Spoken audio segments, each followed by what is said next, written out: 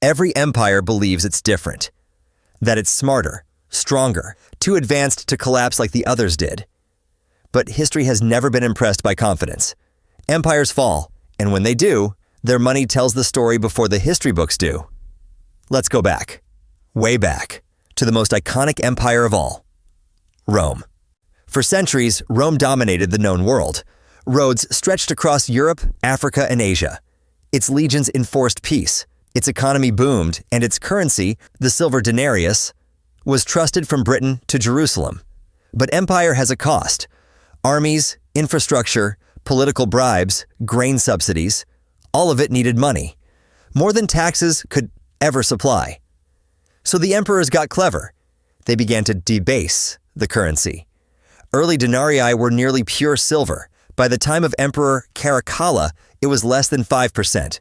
But they didn't tell the people. The coin looked the same. Same face, same weight, just less silver. At first, no one noticed. Then prices started rising. The same coin bought less bread, less oil, less trust. And when trust disappears, the collapse begins. By the 3rd century, inflation was out of control. People stopped accepting imperial currency. Barter returned, trade shrank, and the Roman economy, once the engine of the world, began to seize. The barbarians didn't kill Rome. Its money did. Now jump ahead, 1,000 years later. The British Empire.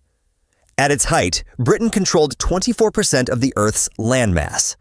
It had the strongest navy, the largest colonies, and the pound sterling, the global reserve currency.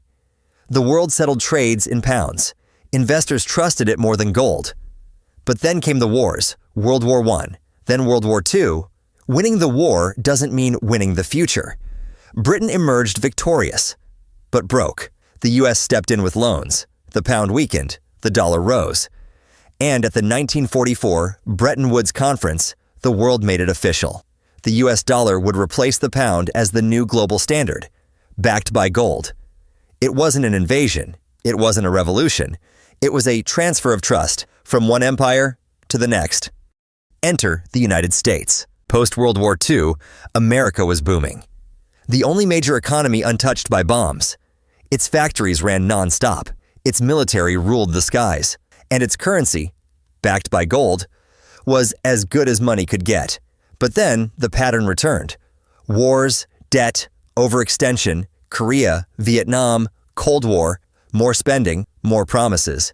In 1971, President Nixon closed the gold window. The dollar, once tied to something real, became faith-based.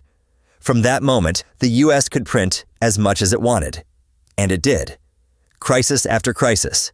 Each time, lower rates, more liquidity, more debt. The economy got addicted, and the dollar, once a symbol of power, became a symbol of endless IOUs. But hold on. This story isn't about good or evil. It's about structure. Empires expand. They overspend. They dilute their currency. And eventually, they face the bill. And that bill comes in the form of inflation, unrest, and collapse of confidence. But this isn't ancient history. Look around. In Argentina, $1 US buys over 1,000 pesos. In Turkey, inflation passed 70%. In Lebanon, banks froze accounts while the currency collapsed.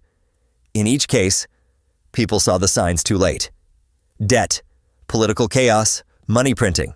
Sound familiar? Even in the US, inflation recently hit levels not seen since the 1970s. Interest payments on debt are now one of the biggest items in the federal budget. And the trust? It's cracking. Not gone, but strained. So what actually happens when an empire collapses?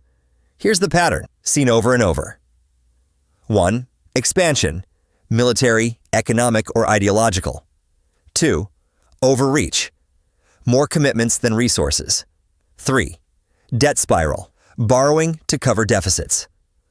Currency debasement, print money to delay pain, loss of confidence. People exit the currency. Inflation or deflation, political and social chaos. 7. Collapse or transformation.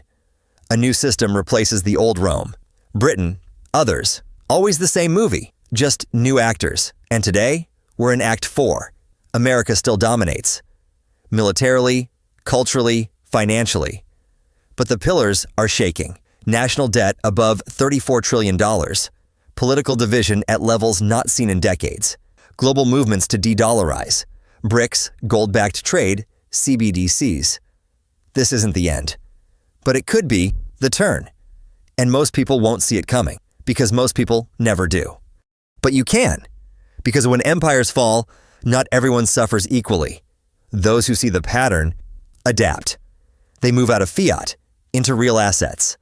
Land, gold, energy, productive businesses, even cash flow that survives currency volatility. They don't panic. They prepare. Because they've seen this before, in textbooks or in their grandparents' lives. So here's the real lesson.